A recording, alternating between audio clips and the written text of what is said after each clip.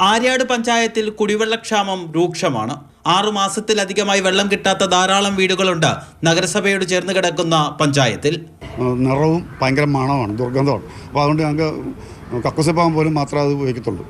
സഹികെട്ട് രാഷ്ട്രീയ ഭേദമന്യേ ജനപ്രതിനിധികൾ ജലവിഭവ വകുപ്പ് ഓഫീസിൽ പ്രതിഷേധിച്ചു.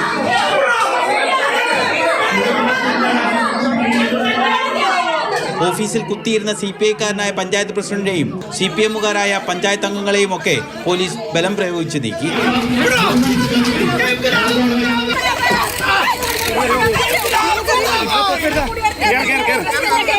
ഇതിനിടെ പോലീസ് മർദ്ദിച്ചെന്നാണ് പരാതി. കസ്റ്റഡിയിലായ ജനപ്രതിനിധികൾ സ്റ്റേഷനിലും പ്രതിഷേധിച്ചു.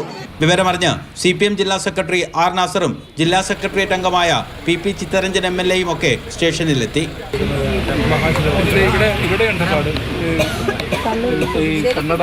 മണിക്കൂറുകൾ നീണ്ട ചർച്ചയ്ക്കൊടുവിൽ കസ്റ്റഡിയിലുള്ള ജനപ്രതിനിധികളെ പോലീസ് വിട്ടയച്ചു. കൈയുടെ ഇവിടെ വേദന കൊണ്ട് ഒരു വിധത്തിൽ വയ്യ. എൻ്റെ പ്രിയ സുഹൃത്തുക്കളായിട്ടുള്ള ബിബിനെയും ബിജുമോനെയും ഒക്കെ ഒത്തിരി ദേഹോപദ്രവം ചെയ്തു. പഞ്ചായത്ത് പ്രസിഡന്റ് ഉൾപ്പെടെ ആശുപത്രിയിൽ ചികിത്സ തേടി. പ്രതിഷേധക്കാർ ബോധപൂർവം പ്രശ്നങ്ങൾ ഉണ്ടാക്കുകയായിരുന്നു എന്നാണ് ഉദ്യോഗസ്ഥരുടെ അനൌദ്യോഗിക വിശദീകരണം. മാതൃഭൂമി ന്യൂസ്, ആലപ്പുഴ.